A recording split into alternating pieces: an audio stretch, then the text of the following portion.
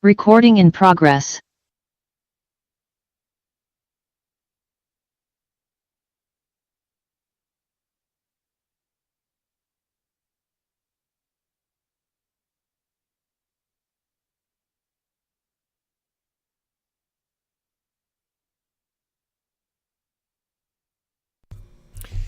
Hello, folks. Welcome back. This is Chris live in Central Pennsylvania. My apologies for the tardy start to this. We're about 9 minutes behind.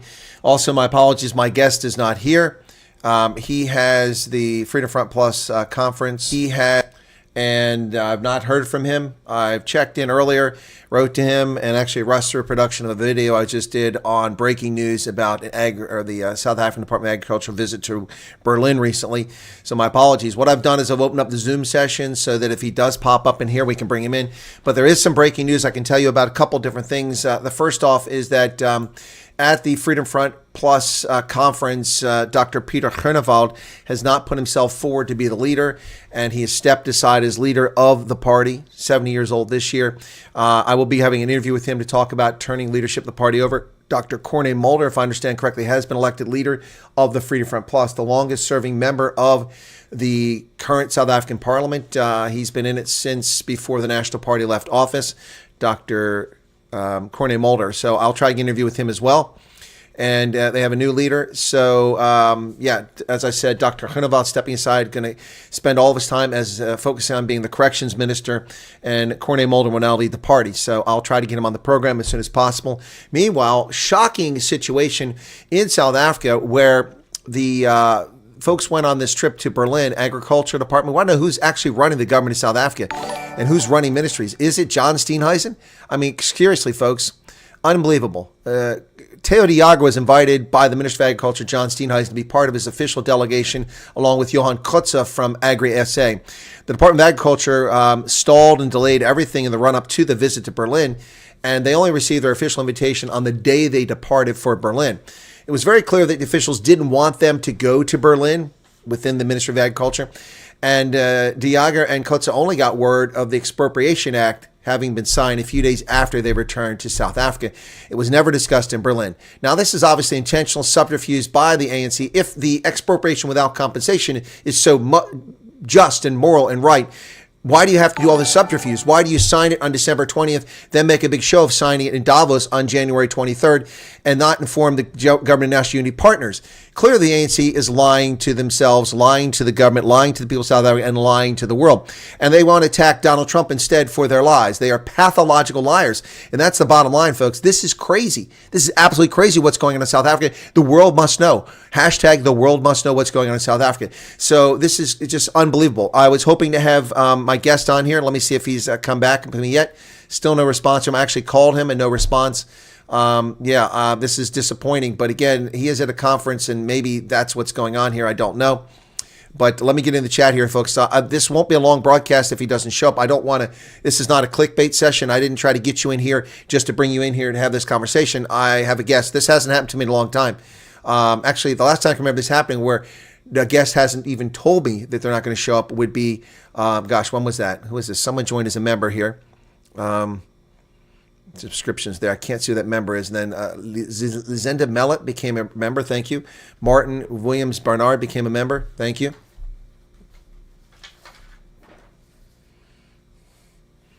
Martin Williams Bernard, thank you for your membership. Martin Smith, thank you for your membership. Really appreciate that, folks. So Adele Visser is here. Virtual Western Cape, Niels Brits, Candy85. Then we got Jan van Driel, and my chat is not working over here again. God bless it. This software is acting up lately. All right, so we're back to it then. Who else we got there? Jan says he's just been replaced by Corné Mulder. Yes, that's correct. Yeah, he did not stand for office there.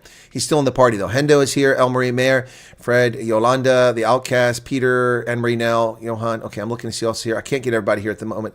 So I'm just looking to see if I missed anything important here.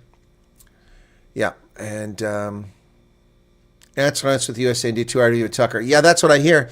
I haven't seen it. All kinds of things. So Ernst Rhodes is resigned from Solidarity. Now he's looking up with Tucker Carlson. Peter Groenewald is resigned as leader of the Freedom Front Plus, and Corné Mulder has taken over. And we have the Soviet-esque behavior of the Department of Agriculture in South Africa in their PO, the Seed magazine, erasing Tego de Jager as if he never went on the trip. But clearly went on the trip, folks. This is crazy. This is unbelievable, folks. Unbelievable. Same thing, really. They can do that. What else are they really hiding? This is a very low thing to do. Now you really, yeah. So you can't trust the ANC. They're just liars. And if you don't believe me, folks, I'll bring up this image here. I'll show you exactly what I'm talking about here while we wait for my guest. Let me double check, make sure he hasn't tried to come in again. Nope. He hasn't come in again. Yeah, look, someone over here is bombing me here. I mean, you need to stop bombing me in my WhatsApp. You're attention seeking. I got someone over just sending me message after message after message. I'm ignoring you. I have things to do here. I don't have time to pay attention to you sending me constant messages. You know who you are. Anyway, I'm going to block your number if you don't stop it. I'm busy doing things, in case you hadn't noticed. I mean, people just send me stuff constantly when I'm online. What do you think I'm able to read the text messages while I'm busy online? Anyway, so this is very much ANC, but they can't hide this. They cannot hide this. So they can try to play their little games, but clearly everything the ANC has been saying is a lie, which is what many of us have been telling you. So this is what we're talking about here, folks. I'm going to show you what's going on here while we wait for my guest, and hopefully he'll show up from the Freedom Front Plus. Okay, so this is this on the screen now. You're going to see it coming up now because I made these charts so you can see it, these PowerPoint slides. There you go. All right, so on this here, take a look at the photograph on the left. That's the actual original photograph. Of course, Theo de Jager and others have a copy of it, all the people in it. You can see there, Theo de Jager is in the back, but standing behind John Steenhuisen, okay, at this conference. That's the German the South African delegation at the conference in Berlin. On the right is the photograph that's in the magazine from the Department of Agriculture, the January-February issue. Look at that. Conveniently, Theo de Jager is erased from the photograph. Can you believe it? Can you believe it? What the hell kind of country is this, folks? What the hell kind of Mickey Mouse, Soviet, pretend freaking communist Politburo country is the South African government? I mean, that's insane. Just erased, just completely erased, as if he wasn't there. But of course he was there. Of course he was there. And if you think that's surprising or new, this is a tried and true tactic of the Soviet Union. The most famous photograph, of course, is that of former secret police leader Nikolai Yezhov, who was erased. That famous photograph right there from the 1930s, early 1930s. And you can see Beria on the left-hand side behind Stalin's shoulder. And Yezhov was there too. But then he's just erased from the photograph when they republish it. Or that of Alexander Malchenko in a photograph with Lenin. And look at that. He just gets erased as they alter the photographs. This is a century ago. This is unbelievable. Can you believe it?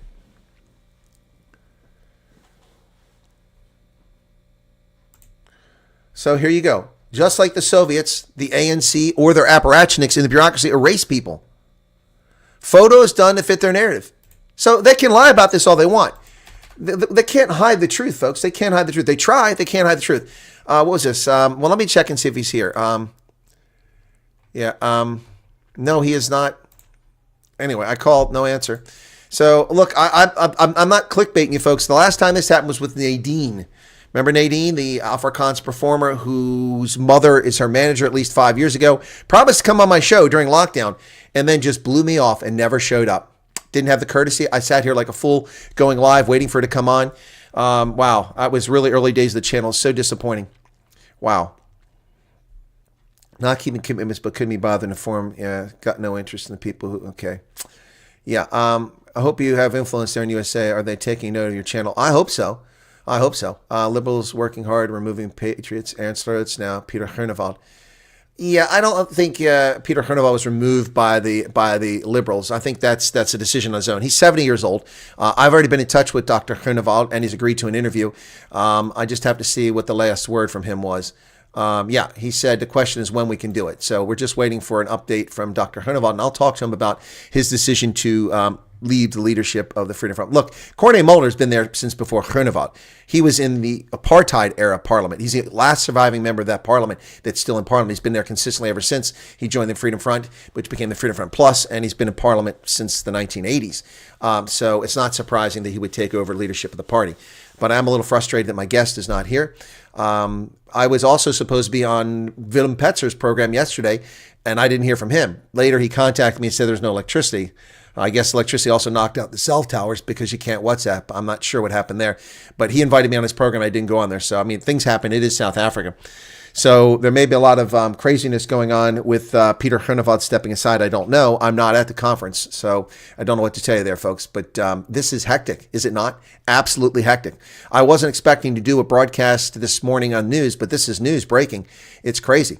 Now, I apologize if the video quality of my breaking news video on the erasure of Theo de Jager is not up to my usual standard. I was rushed between, I got the information, it was sent to me by a couple sources, and then I confirmed with Theo de Jager with photographs that I put in my video from him, his trip there. And it was all happening while I was doing live color commentary of the rugby. And I finished that, quickly made the video, edited in a rush, and it's a short one just to get it out there because it's breaking news, and then came on for this. In the meantime, I was trying to coordinate with my guest to make sure he was here, and he's not here. Overseas udder seems pretty dry at the moment. One thing is sure, things are going to get pretty ugly for South Africa when it truly dries up. Also, I'm getting some other inside information about the ANC's collapsing domestic support. Yep. Photoshopped out. Unbelievable. Exactly right, Samantha Holm. Unbelievable. Scary to think what they're doing in South Africa right now. So they learned how to use Photoshop. Yep. What site is that post on? It's not posted on a site. It's posted in their magazine, Payo. So we'll have to look and see where it's at. Let me see a second. So Payo the Seed. Yeah, Payo the Seed. That's their magazine. December issue. Government of South Africa. Let me see. Okay, that's the December issue. Okay, I've got December. I don't know where this one's at. So let me see if I can't find it just on their website. Go to their website. It doesn't show me the February issue. Come on. Come on. Load up the site. Oh, this slow site. South African government web servers are very slow. Very slow. Department of Agriculture is taking forever to load. It's their site. I'm trying to get to it. And it's not opening. Wow. There it is finally. So publications. Okay, let's do this. You guys can watch me do it then. Publications. Okay, let's go there. Very slow website. Taking a long time. There we go. Bills, boulders. Where's Payo at? How do I find this magazine at? Publications and media. Here we go. Boy, this is very slow. Okay. Do not see it here. I don't know where to find it out there. So let's do a search for Payo. Okay. Let's search the website and see what we get there.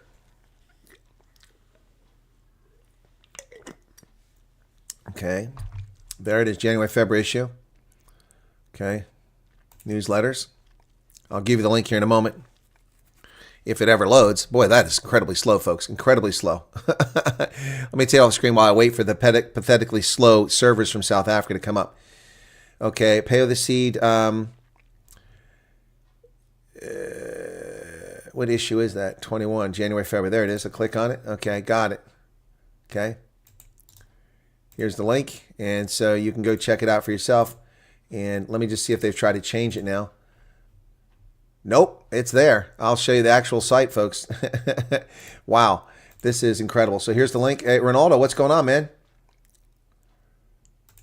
Oh, you've WhatsApped it to me. Okay, I got it. There it is. Thank you, Ronaldo. So there you go. Again, my guest is not here. Let me double check and see if he's responded again.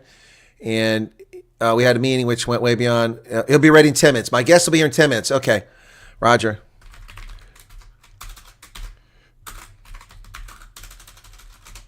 Hang on, folks. He'll be here in 10 minutes. Like I said, he's... Roger.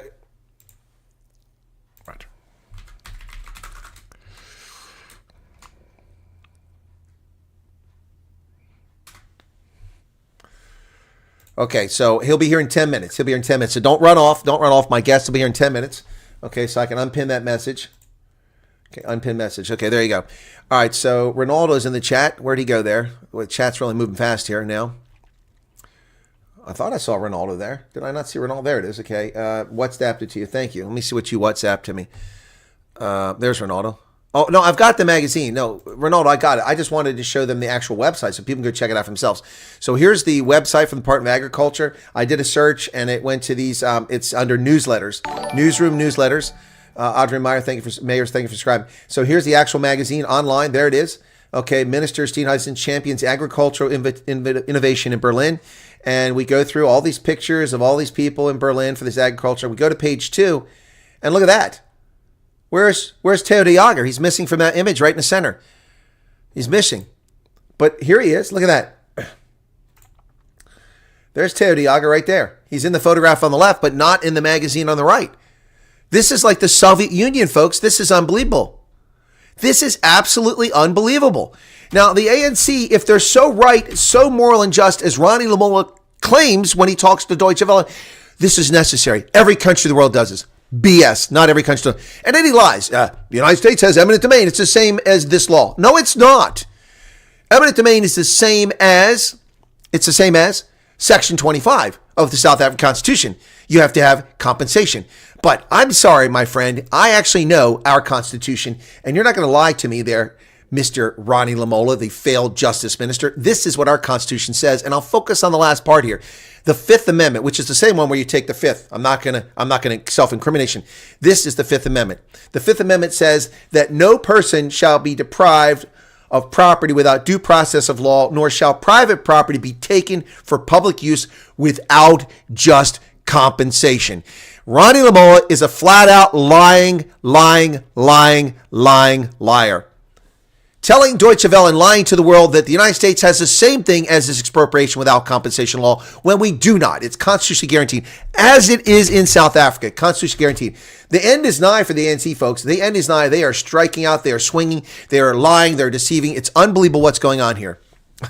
Jacques wants to defect. I have to have the receipts. Yeah, this is insane. Folks, if you're just tuning in, this is not clickbait. My guest will be here in a few moments. His conference is running over. The Freedom Front Plus. We'll have him on here in a few minutes. Okay. All right. So as soon as he comes up, I'm waiting for him to come up here. So what's this? Oh, someone just sent me a picture. Pretty bad Photoshop masking. Yeah, it's unbelievable. Just like the Soviets, folks. Just like the Soviet Union. I mean, it's unbelievable here what's going on. But, I mean, that's not unbelievable. It's the ANC. We shouldn't be shocked. We shouldn't be shocked at all. I mean, this is insane. It's insane. But it's real. That's the sad part about it. It's absolutely real. So once again, if you're just tuning in the Peo the Seed magazine from the Department of Agriculture, they had a trip to Berlin, and Theo de Jager from SAAI, who's spoken out loudly and against the expropriation bill, which he wasn't informed of, is in the photograph because he was on the trip. And he's in many other photographs. But look on the right. He's not there. Wiped out. And who else had a style of doing this? Well, the Soviet Union. Look at this. Nikolai Yezhov, perhaps the most famous photograph in history of someone who was erased after being executed. And then, of course, Alexander Malchenko, also erased. ANC communist leanings. It is beyond the pale. And they're going to sit here and tell you that, oh, no. It's just equitable. It's to make up for the historical inequities. No. It's not to make up for the historical inequities. It's because you people are scumbags. Unbelievable, folks. I'm just double checking to make sure my guest is not here. He's firing up his computer, so we'll be with us in a few minutes. Please be patient. Many things this side of the Atlantic are not what normal people will see as logic. Okay, I'm letting my guest in. I need to get my earpiece in now. Give me a second here so that I don't get reverb. Okay, thank you all for your patience, hanging out, waiting for my guest. He's coming on there. It's Wynand Boshoff, Dr. Wynand Boshoff from the Freedom Plus. He's checking in now. Let's see what he gets in there. Don't they take your property in the U.S. if you're linked to drug deals? Okay. Scrooby Doobies, that you can take your property if you commit offense. That's what the Fifth Amendment says. Your property can be taken for criminal action. You can confiscate property that is the consequence of criminal actions, but you cannot take property in the United States under eminent domain without compensation. It's in the Fifth Amendment. And of course, Ronnie Lamola, the failed justice minister and now the failed foreign minister, lies about that and tries to say in Germany on Deutsche Welle, well, everybody has this law. America has eminent domain. Eminent domain is not the same as the new expropriation without compensation law. Section 25 of your Constitution is the same. All right, are you on there, Dr. Boshoff? I saw you pop up for a moment, but then you dropped off. Okay. No, I'm here. I'm listening. Thank you, Chris. Okay. Yeah, so a couple people got angry with you, and I said, don't get angry. He's at a conference, he probably can't break free. So they've been patient waiting for you. So look, before we get into the land discussion, thank you for coming on, Baya Donkey, but also the news that Dr. Groenewald has stepped aside and Corné Mulder has been elected as the leader of the Freedom Front Plus. You can confirm that, yes? Yes, that's it's indeed what happened. The Freedom Front Plus has what we call a reorganization every 3 years. So nobody is elected as leader for life or until he decides to retire by himself. So Dr. Groenewald, who is minister in the government of national unity, decided to step down as leader of the party in order to focus on his job as a minister, and of course that makes it easier for the party to get ready for the next election and so on. Dr. Corneille Mulder was voted as in as leader, and he's actually a very well-known politician in South Africa. He's the longest-serving MP in South Africa. He has been elected in 1988 for the first time, and he's very well known as an original thinker and you could say a deal maker. Indeed. In fact, Corneille Mulder's been a guest on my program several times, and we mentioned that a short while ago. So it makes sense that being the most seasoned politician, and also the one that's been there since before the current dispensation, he knows Parliament better than anyone else. So it makes sense that he got elected. I've been in touch with Dr. Groenewald, who's now traveling. He's already departed and or getting ready to depart, and he will come on the program and give me an interview to talk about what's going on. But it makes sense for him to focus on the justice. I was curious because I'm seeing that John Steenhuisen is finding it virtually impossible to be the leader of his party and also leading his rogue ministry, which is erasing. I don't know if you saw this, but we were talking about POTC, the magazine that comes out from the Department of Agriculture. The January-February issue has a photograph in which they photoshopped Teo de Jager out of the photo.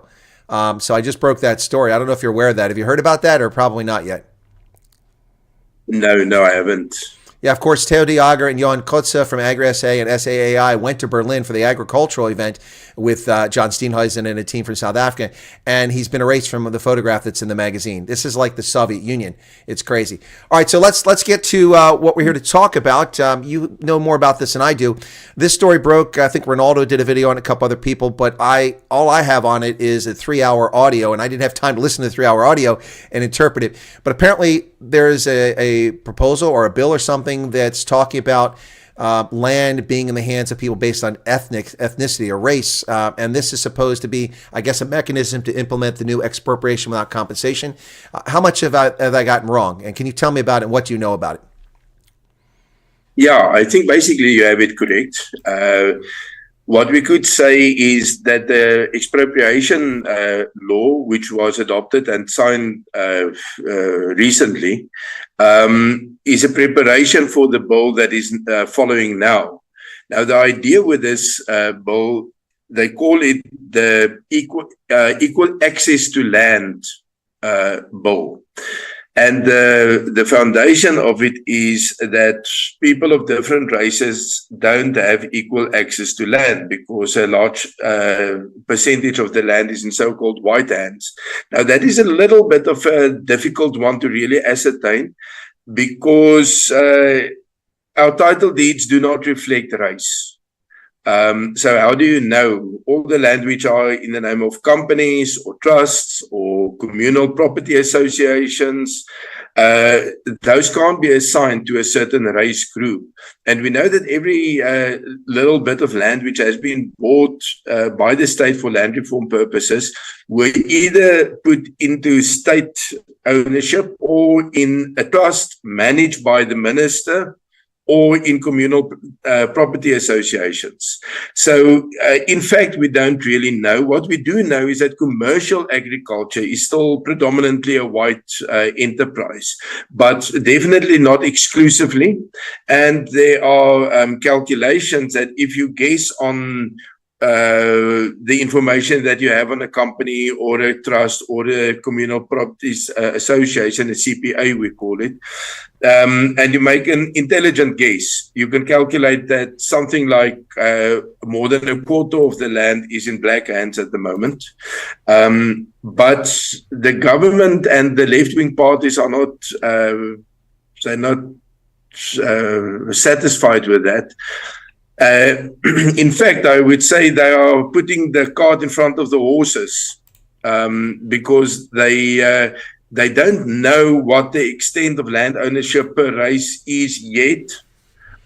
And nevertheless, They want to adopt a law which would make it possible to, to reassign the land. Well, in fact, I don't know how anyone could. Oh, sorry. Go ahead.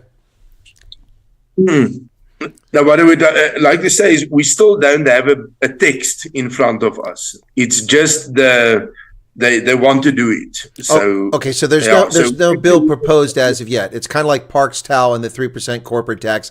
It's not a bill yet. It's just a proposal what they want to do. Okay. Yes, exactly.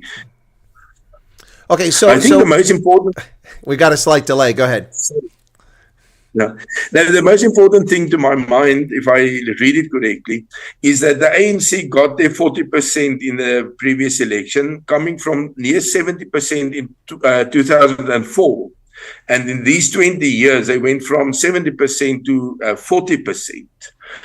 And at that stage, they said, okay, so what are we going to do? And they didn't want to negotiate with their own breakaway parties, the EFF and the MK party. So they rather went into a government of national unity with all who are interested, but those two parties were not interested. Okay. And then we got some concessions, and there was a large measure of optimism in South Africa that we are getting to something better. And then I think they recovered their balance and they said, okay, how are we, the ANC, going to get back our votes to be more revolutionary than the MK is, to beat them at their own game, rather than to create what we, as a Freedom Front and other parties, regard as good fiscal policy, disciplined governance and so on. So they are rather trying to outdo the left-wing parties in what they do best. Well, and in fact, back to the point about the land and land ownership, no one has legitimate information on that. The last land survey was conducted in 2017 by the government, and that land survey focused on land ownership, including, as you mentioned, all the different types of land ownership. But one of the key things that stands out is that at that time in 2017, commercial farmland, those areas designated as commercial farms, there were 181,000 properties considered commercial farms at that time. I mean, they're different sizes, some large, like in the Cruise, some very small. And of that, just 95,000 of those were identified as white farm owners. So that would be 53% of farms. Now, that doesn't translate to acres or hectares because much larger white farms. So the percentage, but even then the figure was down below 70%, around 70%. And we're talking 6-7 years ago. In 1994, there were approximately 72,000 commercial farmers in South Africa. I can't find reliable statistics on it, but the most reliable data I've been able to find over the past 3 or 4 years is that number has declined to around 30,000 or less in the past. And there's a number of reasons for it. Changes in industry, technology, people getting elderly, people not wanting to work on a farm, but also the government has acquired 3.9 million hectares of land, most of that farmland. So honestly, there's no reliable information on this, and we need a land audit. We need a land survey is what we need. But the government doesn't want to do that because when they find out that whites own a lot less land than they actually claim, then that argument's going to be weakened. Well, that is part of what they propose with this bill, is to say, let's start with an audit on the race identity of each landowner. And one is a little bit ambivalent on that, because on the one hand, it doesn't sound like a good idea to have a race label on your title deed. But on the other hand, if you don't do that, how are you going to know? So maybe it's a good thing, and maybe they will be surprised. But what one can say of agriculture in South Africa is commercial agriculture is highly concentrated. It's an expensive sector of the economy to get into. The entrance hurdles are very high. I mean, it's easy, and many people have something, you are doing actually another job, or you have a pension or something, and you own a little piece of land and you plant something and you have some small stock or whatever. And that could count as commercial farming, but it's actually, you could say it's not. But the large-scale farms, which I think is very much on an American model, although small in American style, that is a one thing. Whether you are white or black, it's very difficult to enter that sector. If you don't inherit the land, or you didn't make your money on another way, and have the ability to purchase the land, you're not going to farm the land out of the buying price and the interest and everything. You're not going to farm the loan out of the land. It's just so that the market prices of land in South Africa is high. And, I don't own land, so agricultural land. So if my child wants to go farming, I don't know how he's going to do that, because he's not going to inherit the land from me. You get this one or two very talented guys who start by renting land, and they just have the ability to do it exactly right, and they work them into it. But that's difficult, and that doesn't apply to race. That is equal. And then you can have a young man or woman, black, whose parents have been empowered by all these black economic empowerment projects, or they could just have made a lot of money like any other person, and they can buy a farm. And that's why you can't say for equitable access to land, you must, earmark a specific race. You must rather have a means test. Say, okay, we want to expand the farming sector. We want to have more small-scale commercial farmers who can really grow into, full commercial scale. And if you have the ability and the training and the character to do that, but you don't have the money, let's see how we can help you. But we use a means test and not a race test, not a pigment test to decide. Well, I can give you an anecdotal example of what you're talking about there. I ran a dairy farm in high school in rural Appalachian, Ohio, but we were dirt poor. We made a little bit of money off selling milk and selling butter, which we made from the jerseys because they have high butter fat content. But I had no money. I wasn't inheriting any land. We just had 17 acres, not very large.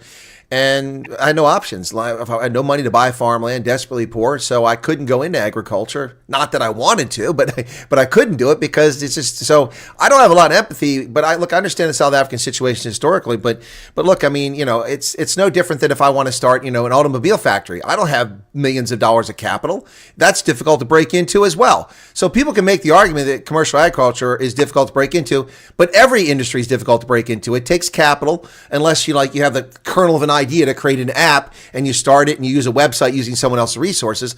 But when you want to build a business with a factory or a restaurant or something like that, you need to have capital, and so it's no different. So I don't have empathy from that standpoint, but I do appreciate the argument about the historical injustices, yada yada yada. But we've gone through the land claims from 1995 to 99. Almost all of those were settled. Most people took the money rather than the land, and we can argue that the money compensation wasn't reasonable or fair. That's a legitimate argument, but that's a different conversation. But this nonsense going on now, talking about hearkening back to 1652, well, then we might as well go back 1600 years ago.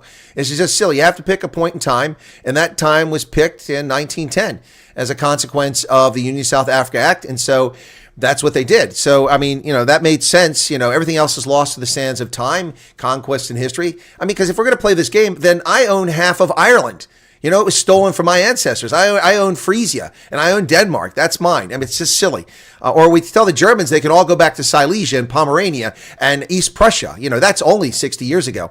So, I mean, look, I get the situation in South Africa, but this is pretty scary when people decide that it's a good idea to divide land up based on skin pigmentation. I mean, that's insane. Over half the population of South Africa is born after the end of apartheid. What do they have to do with this? They've only known the ANC. Yeah, I believe that there is something like intergenerational wealth, which makes it easier for people, if you have the opportunity to go to a good school and a good university. So I would give that. But what you actually touched on is, to my mind, the most important thing, and that is the different approaches to land. And the one thing that I learned in this land reform committee is that there's an African tradition making or regarding land ownership so strong that you cannot alienate it. So they would say every tribe or family has its land and they know where it is, and even if they lost it, they still have a claim on that. So in practical terms, it could mean that if I was an African person and I went to the city and so on, but I didn't want to use the land, but my children want to go back. They want to return. Then my land must still be available, and the chief must be in a position to hand my children the land back. Part of that is that you can't really sell it. Now, if you can't really sell it, you can't lend money on it. Yeah, you can't borrow money. You have no collateral. Exactly. The bank wants the land. They want to be able to expropriate it for the compensation of your loan.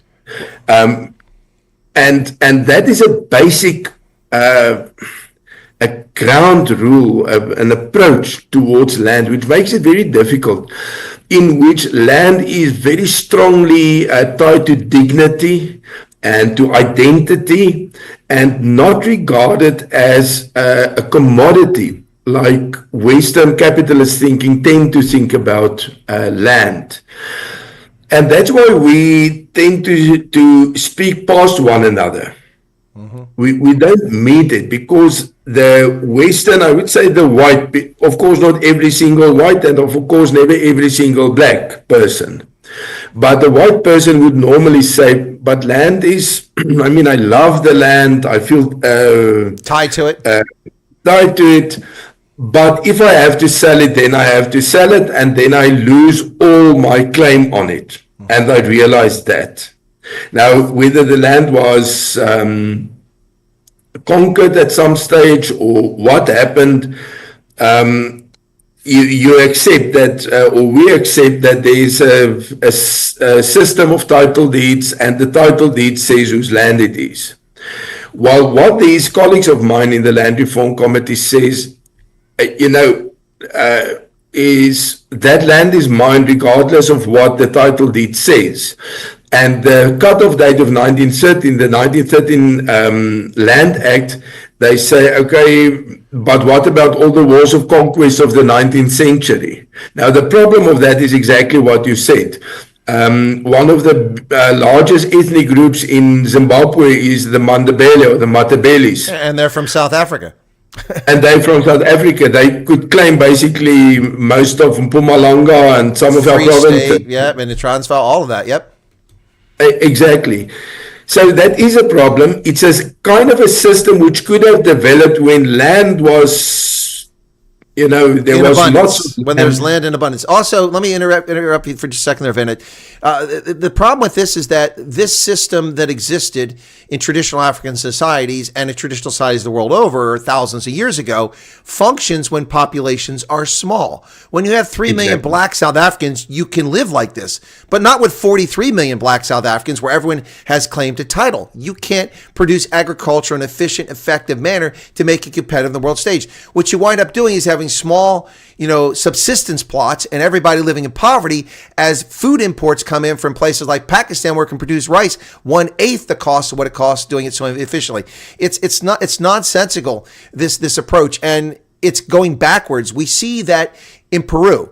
Peru was a desperately poor country, and they had Sendero Luminoso, the communist insurgency going on, and then they decided to issue title to the land where peasants lived. Basically serfs, that's what they were. They were tied to the land.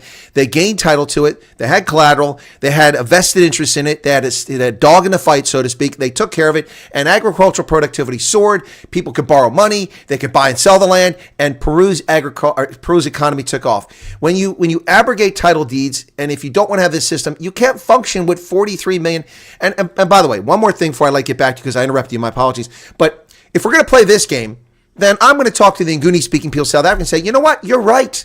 You are tied to the land from time immemorial, except you weren't here. The Khoisan were, and I can prove it archaeologically and linguistically and DNA-wise. You people got here 1,600 years ago, just about 1,000 years sooner than Europeans got here. So, all of y'all, Futsek, Europeans, Nguni, bye-bye, Khoisan, and I guess the color can stay because they've got a lot of Khoisan blood. And a few Afrikaners because they got some Khoisan too. Anyway, I don't mean to be sarcastic, but I mean, it's a silly argument. At some point, it gets ridiculous.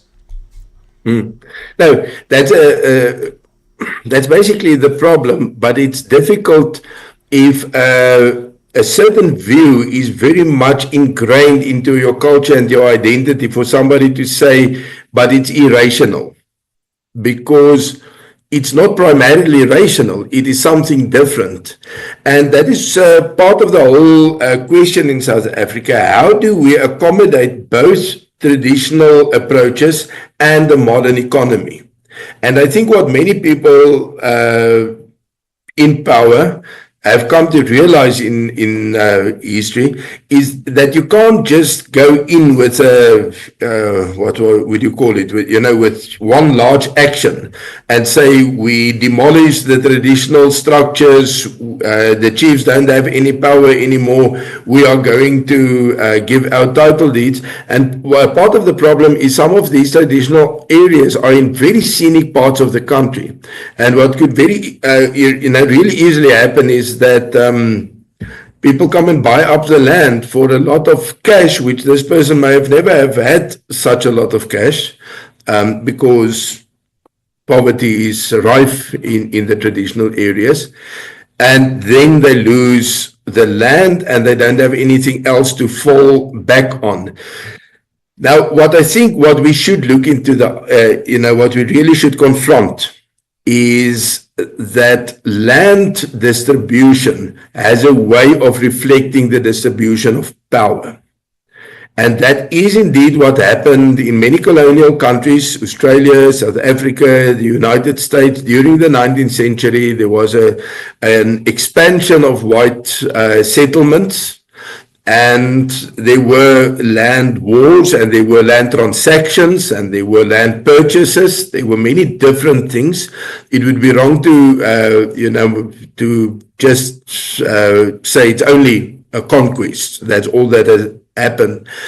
And then we had the balance of power in 1913, where the British Empire and Afrikaners in South Africa, white people basically had all the power.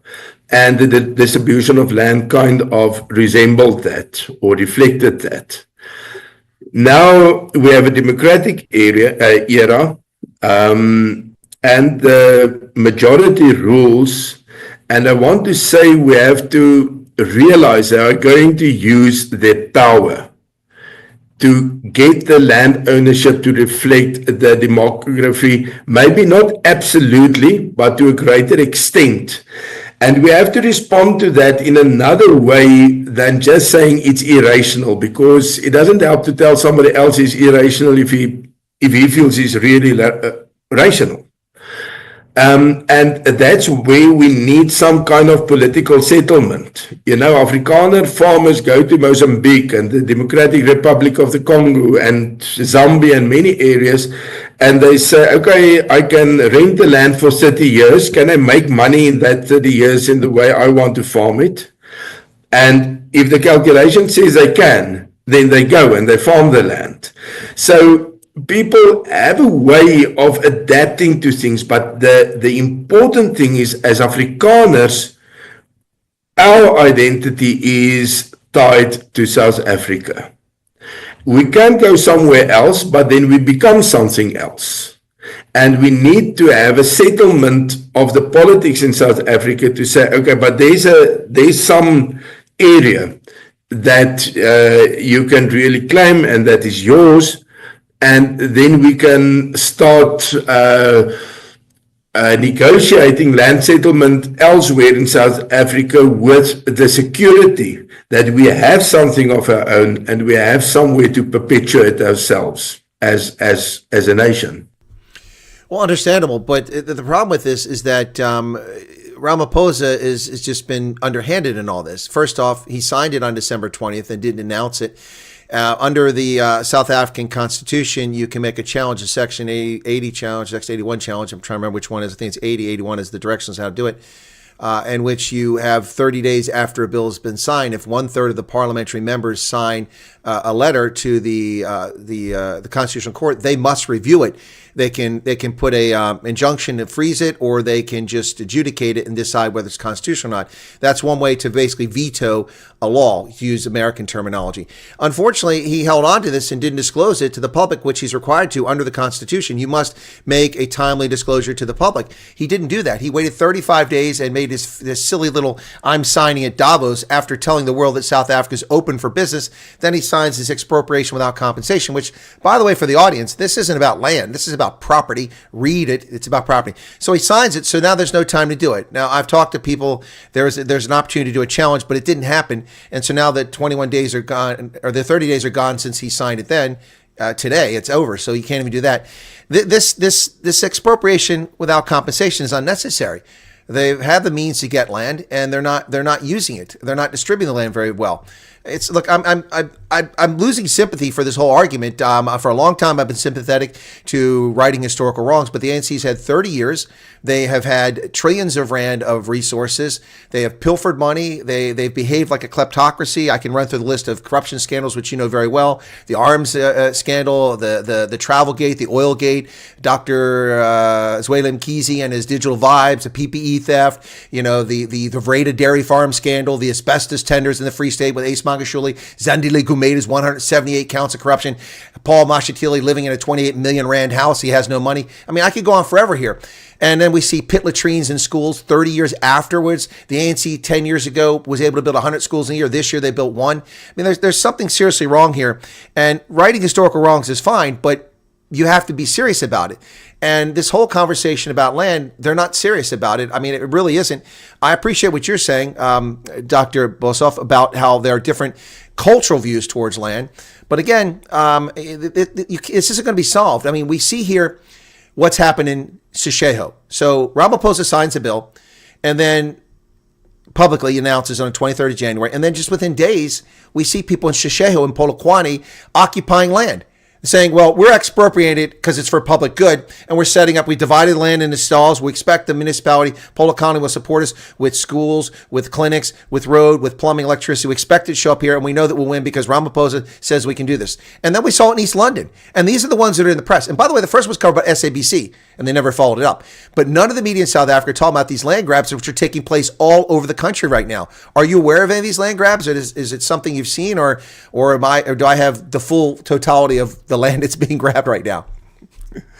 No, I think that's exactly the problem, that this is so dispersed and happens on so many places, and it's not official. That's a difference between what we had in Zimbabwe and what we have in South Africa. In Zimbabwe, there was a clear government policy saying we are taking the land now and the people may go.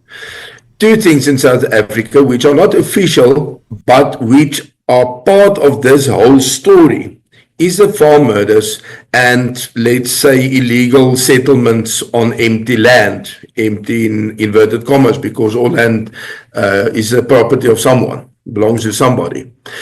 But this is what happens, that people say, okay, I know how to solve this problem. There's an empty piece of land, and it's quite a nice little piece of land. There's Wolversprite in the east of Pretoria. It's actually very ironic. It's one of the nicest parts of Pretoria, of the capital. And it's just along the N1 highway. But it's a beautiful piece of natural land which was never developed. And now it is, let's call it, informally developed by people who feel entitled to do so because of what, these kind of laws, and we are going to take the land and we are not going to compensate. The government will come and say, no, but it's much more complicated than that. You have to see the nuances. It's not all land will be grabbed or all property will be taken without compensation. It's under very specific circumstances. But then you have, I would say, just bands of people saying, okay, I know how to deal with this. And now you have to follow the whole legal procedure, get an interdict against them. Then if you have the interdict, get them actually, taken away. So in many instances, it just doesn't happen. It just goes on like that, and then at a certain stage, the municipality or the provincial government or somebody will offer the property owner some compensation and say, if you take this, can we, redevelop the land? Or in some way it's formalized. Sometimes, if it is already municipal land, then it's never formalized. So that's the kind of thing that happens.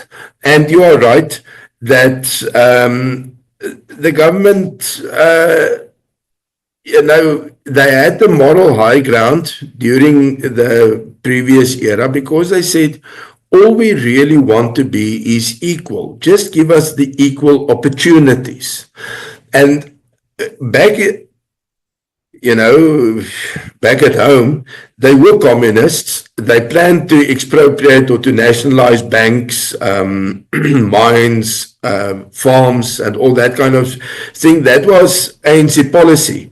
But when they made, propaganda in the West, they said all we want is equal opportunities. Then we had the settlement in 1994, and white people like to think of the 1994 settlement as permanent. They also refer to the 1996 constitution as the final constitution, as if there's not going to be anyone beyond that. But the ANC, I have this little theory saying in a country like South Africa, you have a new settlement every 30 years because one generation goes and, the others don't know why people conceded what they conceded and why it is the way it is. And the ANC was very glad in 1994 to get into power. So they were prepared to make quite a number of concessions. No, we are not going to nationalize anything. In fact, we are going to privatize some of the big state-owned enterprises. And we just want equal opportunities for everybody. And now those equal opportunities don't create the desired result. And 30 years afterwards, they had not been able to create a large black middle class. The black middle class which has been created is largely civil servants, teachers, nurses, people in clerical positions, that kind of thing. But there's not a lot of business enterprises. You have very many informal enterprises, but you didn't get the advance that was promised. And now it's, in a sense, the same pattern as in Zimbabwe. The blame is shifted towards whites all the more. White people are blamed for more problems than we had been blamed in 1994 when we still had the power. Yeah. But it is a way to deflect the attention from the present government's own inability to, to really get something going without corruption siphoning off half the money or 3/4 of the money before the project is really launched. So we have a double problem. We are not going to beat the ANC at the ballot. We can make best use possible of the constitutional order which currently reigns, but there's continuously and increasing insistence on, but the constitution has to be changed because the constitution stands in the way of transformation. And that is what Afrikaners and other whites in South Africa and other minorities should know. That, I want to oversimplify it a little bit and say that these people look around them and say, everything you see is actually yours. It's just that somebody, some malevolent person is not granting you the opportunity to have it, to have your own, what you are entitled to. And it becomes a dangerous place to be. Well, it's a very dangerous spot here. So someone in the chat said, Vania is genoeg, genoeg. Well, that's a good question. When is enough enough? So a couple points on that. Number one, equal opportunities. Well, had South Africa followed the path that I suggested in 1994, of course, I was a lieutenant or a captain at the time in the U.S. Army. They didn't care what I had to say, but had they focused on three things in 1994, specifically education, proper education, not dumbing down the standards like they've done. And that's, look, I grew up in poverty and I rose above poverty because I had educational opportunity and I applied myself. But I didn't get that because I was white. I got it because I was desperately poor. And so grants were made available for poor people and I got the grades, I applied myself and I lifted myself out of that. So that's how you level the playing field. You increase the standards or you maintain the standards and you make it available to people who can't enter that space by making that money available to them. But they've gone the opposite direction. So everything they've done is undermine the opportunity for equal outcomes. They have created this cater-based system of patronage, which favors apparatchiks and caters of the ANC and not the rest of the country. But there are 3 to 5 million middle-class blacks. But the problem is it should be much broader, as you say, in business and elsewhere. Now, here's the point I want to make about the land, and I want to get your comment on this one. I find the ANC's actions to be incredibly cynical. Much like ZANU-PF, which was ZANU in 1980, when Mugabe was prime minister under the Lancaster House Agreement, they came into power under the willing buyer, willing seller basis. That was the agreement at Lancaster House. The British government gave £63 million from 1980 until 1993 when John Major said, enough. This program is corrupt. They're not giving the farms to war veterans, to the poor Zimbabweans, the Shona Inabele, or the Kalanga. They're just keeping it, or the Cicero, which were also Shona, excuse me. But they're just keeping it for political leaders and police and security. So we're not going to pay for it anymore. Well, the economy grew from 1980 after the war ended. Naturally, economies tend to grow after war because people are not killing each other and you don't destroying farms. And so the economy grew. 1988, they changed the constitution to get rid of the guaranteed 20 white seats in parliament, which is fine. You should never guarantee seats based on ethnicity, but it was an agreement. And then they had a presidential system. The ZANU-PF was perfectly fine not pushing for property and changing anything because it generated revenue, which they could pilfer until Mugabe lost his referendum and he was angry.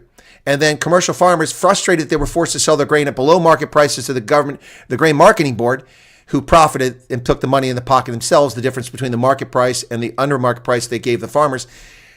The farmers joined the MDC and they became targets. So that was very cynical. There was no need for that in Zimbabwe. 42% of the commercial farmland in Zimbabwe was purchased after 1980 with the government's approval. And then they lied about it. And 38% of the commercial farmers became commercial farmers in Zimbabwe after 1980. With the approval of the government. So they didn't care. And I would argue the same thing is happening in South Africa. The ANC is cynical about this. Year after year after year after year, every time people did land invasions, they would send people out, the police, or in Joburg area, the Red Ants, to forcibly remove them, especially from state-owned land.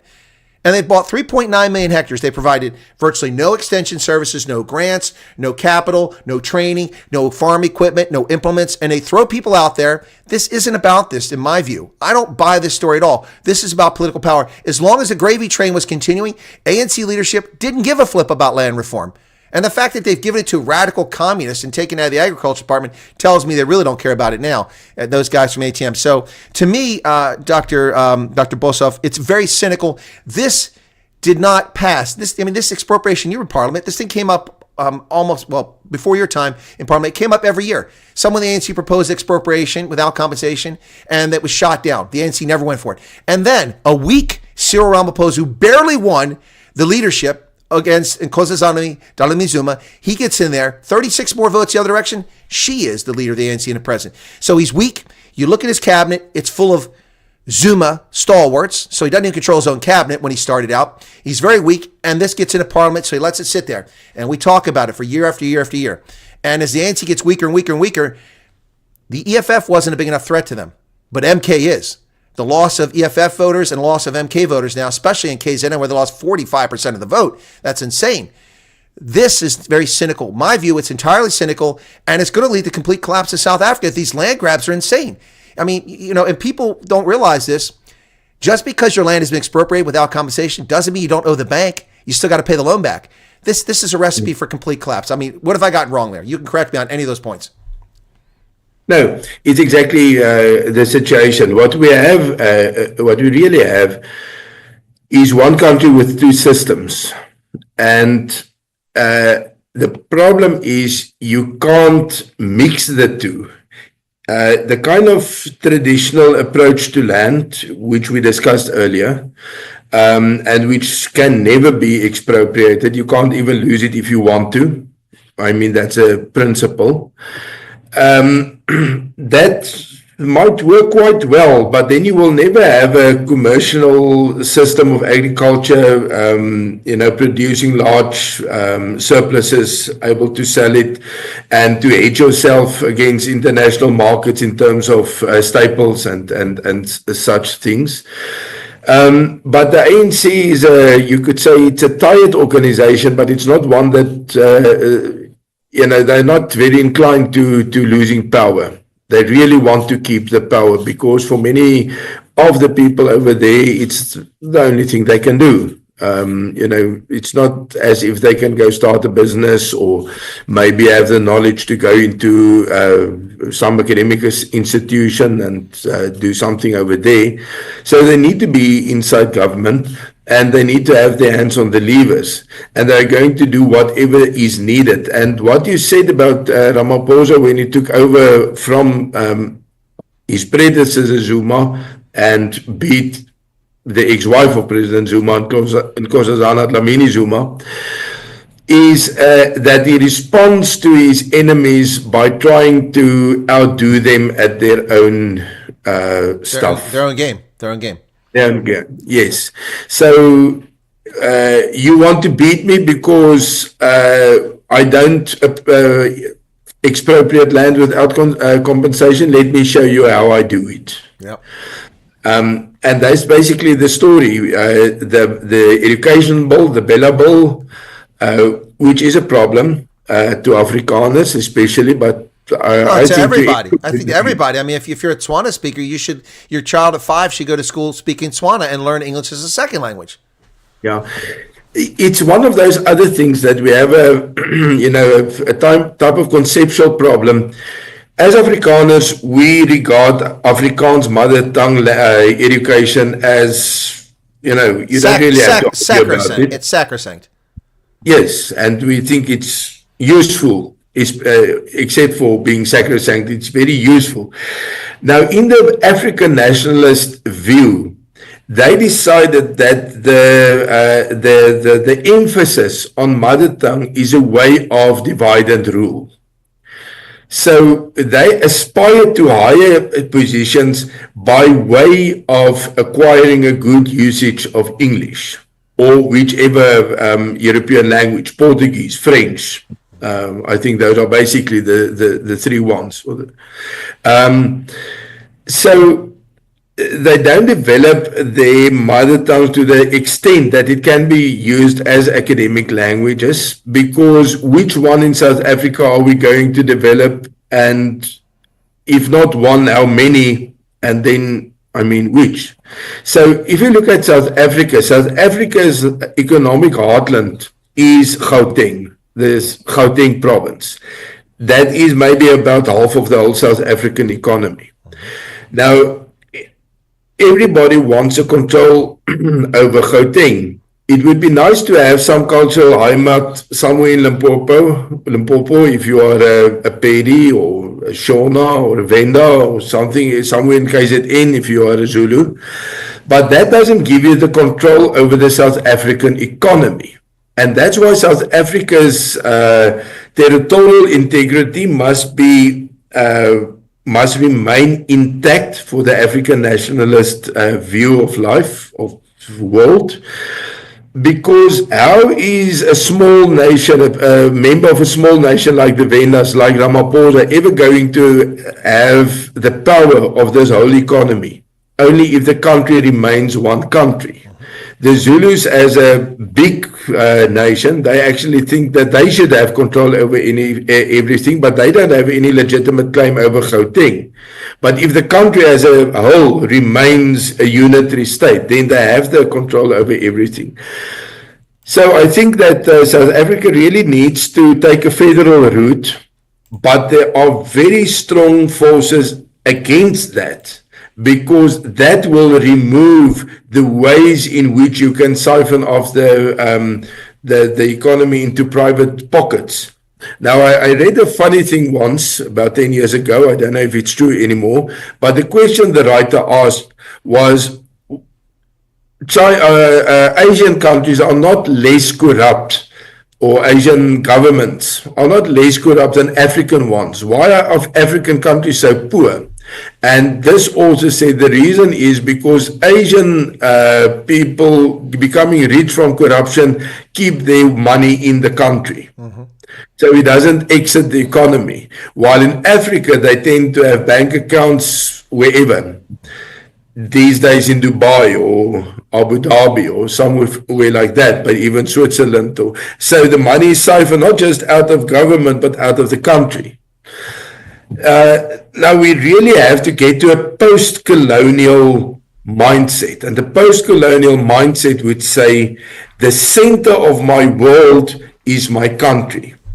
I am not a far-flung area of some other center, with the center being New York or London or Paris or Beijing or whichever place.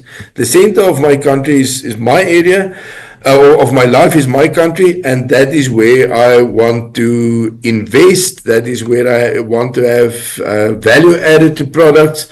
So one of the big ironies of the whole new South Africa, which is not so new anymore, is that less mineral or beneficiation takes place in South Africa now than before that. While they always say post-colonial, we want to combat the extraction economy. The Western powers are just extracting and otherwise exploiting our resources. But now you have these BEE companies. They don't really do anything. They have this 30% stake, but they don't do anything. But having 30% stake in a very profitable company is really a nice thing. And now you want fast money. So you want the ore to be exported in the raw form, because then you get the money. And they don't put their money together and say, okay, so let's start with beneficiation within the country. There's lots of talk, but it just has a way of not happening. Absolutely. I mean, you're 100% there. The irony is railing against neocolonialism when the neocolonialists are the actual cadres and the BE people who get their cut of the pie. Imagine getting 30% of Anglo Ashanti, that'd be incredible. I'd like to have that profit every year, or Newmont, and for doing nothing except having the right suntan, that's the only thing you have, skin pigmentation. That's all you bring to it. But I mean, this is absolute insanity, because they're railing against colonialism, but then they impose English, a colonial language, on people who don't speak English as their first language. There's the irony there. Then they do the exact same thing by turning the country into basically a mercantilist state by expropriating their capital and shipping it overseas and harming the economy locally. And the problem with all of Africa, and I've lived all over the continent, is that the mindset of much of Africa is build it and forget about it. You neglect it. I mean, look, we have spent probably close to $1 trillion building infrastructure, the West, in Africa since 1960. And almost everywhere it's fallen apart because it's not maintained for whatever reason. And that's, build it and forget it, and then you have to come back. It's a real problem. But let me switch real quick, because we don't have a lot of time, and I apologize for that, but I am covering the England-Scotland game coming up here in about half an hour or so. And plus, you've got an event going there, so I'd like to invite you back on and we chat again. But I just want to cover this. We saw this in Zimbabwe with the indigenization law, which required that you must give, not sell, but give 51% of your equity to a indigenous Zimbabwean. Of course, to the Zimbabwe government, the indigenous weren't the 5,000 San who still live in Zimbabwe, but actually it was Shonan and Ibele, not mixed race, not the few Indians that are there, certainly not the whites. They're not an indigenous population. So basically it was a black supremacy law. You had to give away your equity. It destroyed FDI. Nobody's going to there's already a problem with the country being corrupt and land being expropriated, but now you have to give away your company. So they backed that off after it destroyed the economy a second time. It's another destruction of the economy after the MBC saved it. So in South Africa, of course, as a foreign investor, I have no confidence whatsoever to invest in the country. I mean, look, there's first world productivity and there's third world productivity. You've got people who disappear for an entire week because they're sick with HIV, 8 million people with HIV. You've got tuberculosis issues for about 600,000 people have co-infection.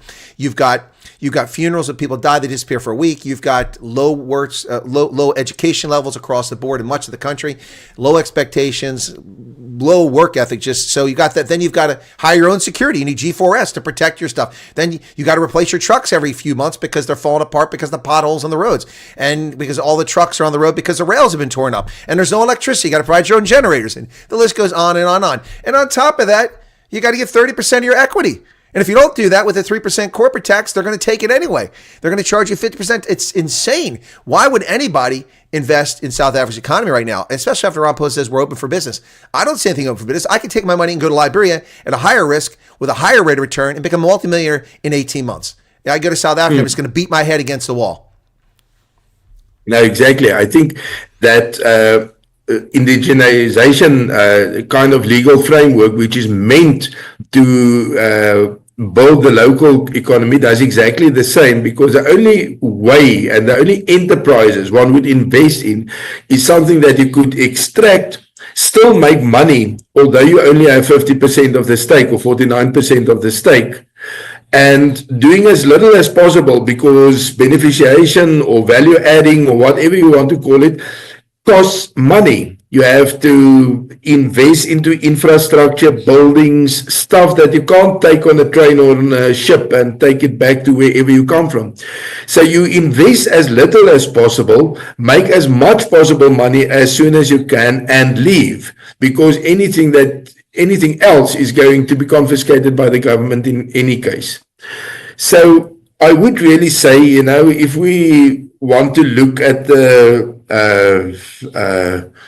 history, we all could go back to our roots 6,000 years ago and say, I'm entitled to this or that.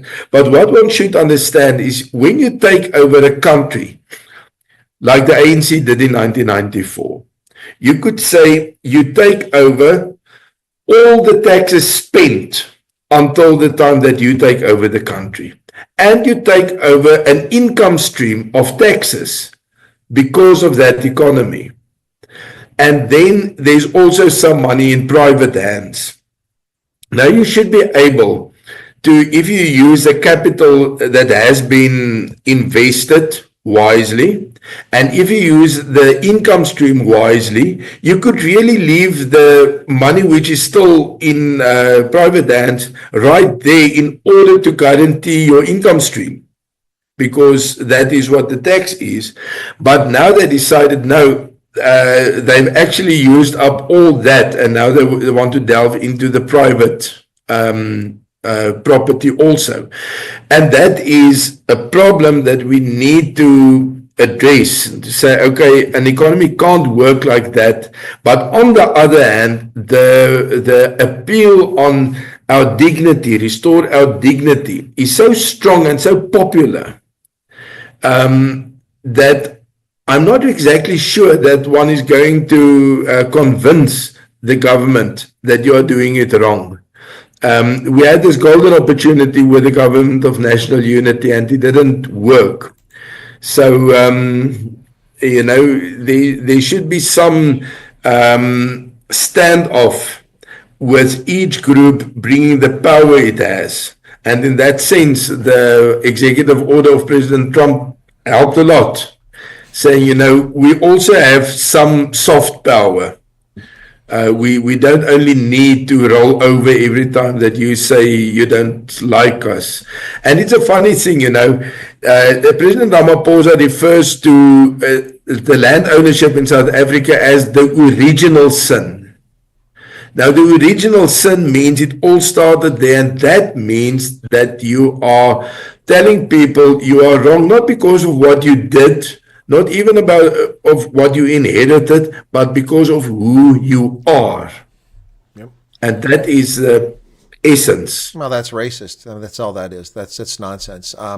It's heartbreaking to see. South Africa has immense natural wealth, immense human capital. It once had an incredible infrastructure. Go back to the early 1990s. South Africa produced 42% of all the electricity produced in the entire African continent.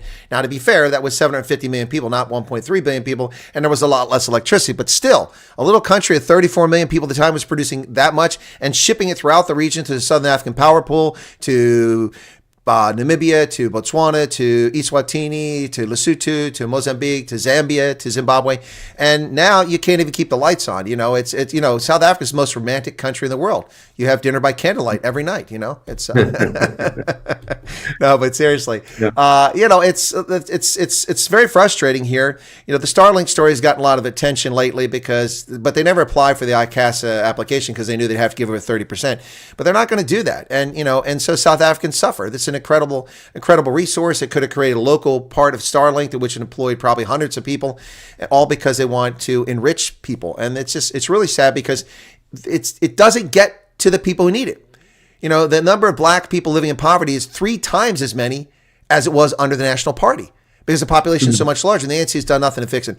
Anyway, I think we could have this conversation forever and hit on a lot of points that are relevant here. But I want to thank you, Dr. Boshoff, for your time, and appreciate for breaking away from the conference there. And congratulations to Freedom Front Plus on new leadership. That's in no way an indication that I was unhappy with Dr. Groenewald, who is a fantastic leader of the party. I'm just, there's a time when we move on, and I guess that's that time now. And so I'll be talking to him soon. But congratulations to your party on sounds like a successful conference. And I want to give you the floor. I always do that. Any final comments? If you want to go back to the topic we started with, which was this proposal. It's not a bill. It's a proposal right now that land would be equitably distributed based on race. If you want to touch on that and any other final comments you want, I'll give you the floor and then I'll wrap it up. Okay? Thank you very much. Now, I think the important thing in South Africa is that we have different cultural groups, different language groups, and we have to recognize that as a part of the country, or as a part of the wealth of the country, and we have to it has to be visible in the constitutional order of the country, and that kind of approach may really bring some kind of harmony back into South Africa, not denying the variety, but celebrating it. And in that sense, every group can take a larger chunk of responsibility towards itself. You have the Western Cape, which is managed considerably better than the rest of South Africa, but they should have the right to do so. And even municipalities, or on a smaller level, nearer to the ground, those who prove the ability to really manage what they have very well should have no limit above their heads, and the government should try to intervene where there are problems. Now, the problem is everywhere. So you have to intervene everywhere, but at least take your focus off things that are working, like the Western Cape, or like a place like Orania, and not making that the enemy, but rather make that something to emulate. And then when we celebrate our diversity and we work towards a more federal system, then it can remove the pressure, which will explode in some other way if we don't do it that way. So it's exactly the opposite of African nationalism, which is a centralizing, unifying, disregarding of local cultures kind of approach. So that's basically what I think we should move towards. Well, thank you very much. Appreciate that. And thanks for the insights, because there was a lot of angst over this proposal, which it's a proposal. It could become a bill. But with the ANC, a lot of people are losing sleep over the ANC about how, they're behaving, and there has to be a coalition. But I've explained to people, you have a parliamentary system. If the DA hadn't gone in with them, they're not going to ally with MK, because Jacob Zuma will eat the ANC from the inside out. That's what he wants to do. So that will never, ever happen as long as Zuma's in charge of MK. And EFF, Malema is a useful idiot for the ANC to do distractionary things. I doubt they would have gone into coalition with him, because he wants to, once he gets in, he's going to be louder and push for things that they don't want to do. So the only option for them, for the ANC, was to go into coalition with the DA, which they did, and the DA walked out of there in the strongest negotiating position with nothing. These people would be eaten for lunch by Donald Trump. They don't know how to negotiate. They had all the power. The ANC needed the DA. They could have argued for the deputy president and pushed Mashatile aside. They didn't do that. They could have gotten any of the security cluster. They didn't get any of that. They could have got the finance. They didn't get that. All they got were ministries are completely broken, like home affairs and other things that need to be repaired. So what you have now is a situation where I'm telling people that if the GNU falls apart, don't lose sleep, because the ANC can rule as a plurality party. They just won't be able to get anything passed. Because if they want to do things, and also they run the risk of their president being voted out and voted no confidence at any moment. Anyway, so I think that's kind of where that's at. But Dr. Boshoff, thank you so much for your time, especially break away from the conference, and appreciate you getting here despite the challenges of what's going on.